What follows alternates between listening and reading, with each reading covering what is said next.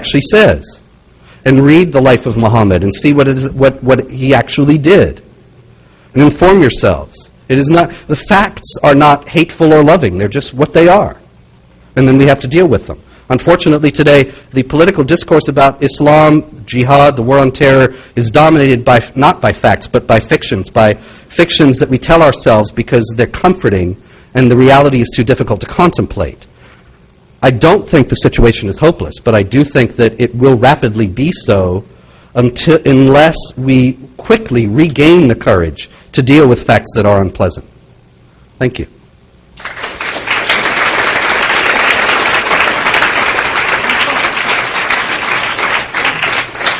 Don't go away. I'm sure the questions are lining up. All right, go to it.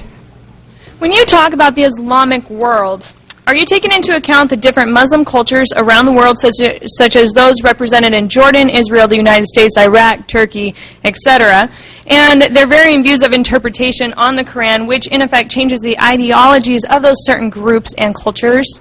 Well, sure, that's a very huge question, but there are several considerations we can have about it. There are, obviously, these immigrant communities all over the world. There is no country where there are no Muslims. And so when I speak about the Islamic world, I do mean to include them, yes. And there are several considerations about this.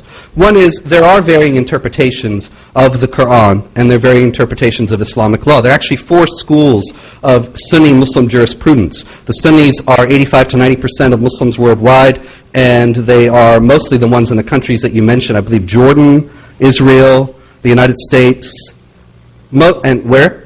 Turkey. Yeah, most overwhelmingly Sunni populations. There are 4 schools of Islamic law for Sunnis, and most every Sunni Muslim adheres to the view of Islam, the understanding of the Quran that is taught by one or the other of these schools, the Shafi'i, Maliki, Hanafi, and Hanbali.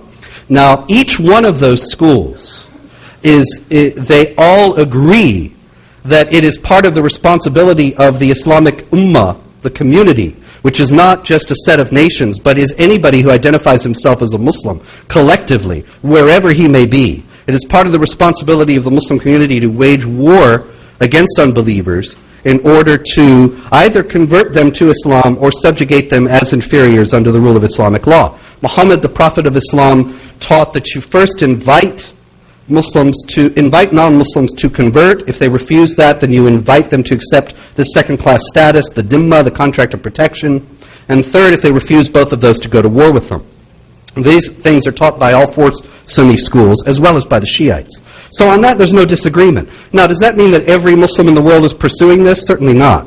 There's a spectrum of belief, knowledge, and fervor among Muslims, as there is among any community that identifies itself by any name. And certainly if you consider yourself Christians or Jews or Hindus or Buddhists, that really doesn't tell us anything much more about what you actually think about things than we knew before. Because there are so many different ways, so many different levels of knowledge, levels of understanding, levels of commitment among people who identify themselves by those terms.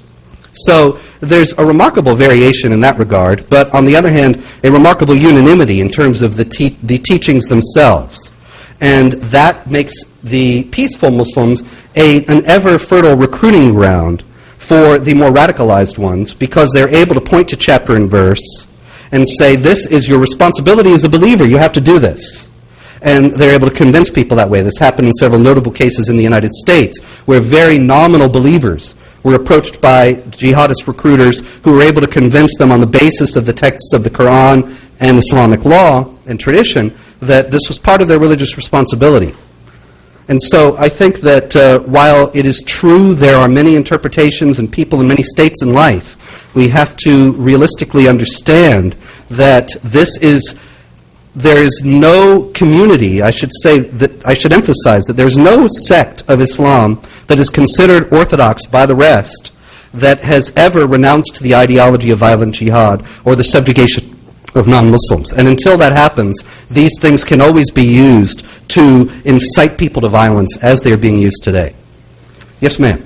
Yes, you just answered part of my question, but I was just going to ask you to comment on the issue of interpretation. And sometimes we hear that, yes, you can go find certain verses in the Quran that teach one thing, but it's just a certain group of people interpret that radically, just like there may be verses in the Bible which, taken out of context, could teach something totally different than Christians practice. So I was just wondering if you could comment on that. Yeah, it's very important to understand that anything, any text can be interpreted any way anybody wants, really. But we need to be aware of how Muslims themselves have interpreted it. In the Quran, very briefly, there are two major divisions of the Quran. That is the Meccan verses and the Medinan verses. Muhammad started out in Mecca. He taught tolerance and peace, generally. And later he moved to Medina, another city in Arabia. He became, for the first time, a military leader, as well as a prophet. And he began to teach warfare against unbelievers. Now, if you read the Muslim commentaries, the principal Muslim commentaries on the Quran, Ibn Kathir, Ibn Juzai, the Tafsir al-Jalalain, as-Suyuti, including the 20th century jihad theorists like Sayyid Qutb and Maududi and others, you will find that they will generally say that the Medinan verses, because they come later, take precedence over and cancel out what comes earlier. This is bad news for non-Muslims because, unfortunately, the violent parts are all in the later part of the book, chronologically. But the understanding is that where there is a disagreement, what comes later chronologically cancels what's earlier, and that therefore warfare against unbelievers is the Quran's last word on jihad. This is a mainstream Islamic understanding of this. I can give you plenty of references for this. Actually, you can find them in the book and elsewhere. Yes, sir. How do you feel on the use of the term Islamofascism to describe certain methods of terrorism? I got no problem with it. Certainly there's a great kind of fascist element to this in terms of directing all of the energies of the group toward one particular goal, and also, of course, the aspects of militarism and so on. I prefer personally to call the jihadists what they call themselves, which is mujahideen, jihadists, warriors of jihad. Jihad means struggle in Arabic. There are many struggles in Arabic just as there are in English. You can struggle to quit smoking, or you can struggle against fascism. But jihad in the mainstream Islamic texts, in the core Islamic texts, always has fundamentally meant warfare against unbelievers. This is what they call themselves. This is what they say they're doing. I think we need to start there and understand that it's not only up to us to define the terms of the conflict, but to understand how they see it also. And that will lead to better ways to deal with them and to meet the challenge that they present. Yes, ma'am. Just a quick two-part question. Do you believe that it's only a matter of time before Sharia law spreads through Europe? And secondly, is the government doing anything now to monitor mosques that might be preaching hate against America and Jews? It's only a matter of time before Sharia law spreads through Europe, but it's also only a matter of time before Europeans realize what that means. And I think that we are much more likely to see civil wars in several Western European countries within the next 2 or 3 decades before we see Sharia law implemented without a struggle. But Europeans generally are not aware of what that means because they're being lied to, because the politically correct orthodoxy in this is that Islam is a religion of peace that has no political component. And so we just fundamentally assume that the people in Europe are not going to be trying to impose it. Is the United States, are American authorities trying to monitor mosques? I hope so. However, a few years back when the word got out that the FBI was just counting mosques in various American cities, not monitoring what was going on inside them, but counting them, there was a huge hue and cry from the American Muslim advocacy groups, and they stopped. So, here again, political correctness is strangling our response to this.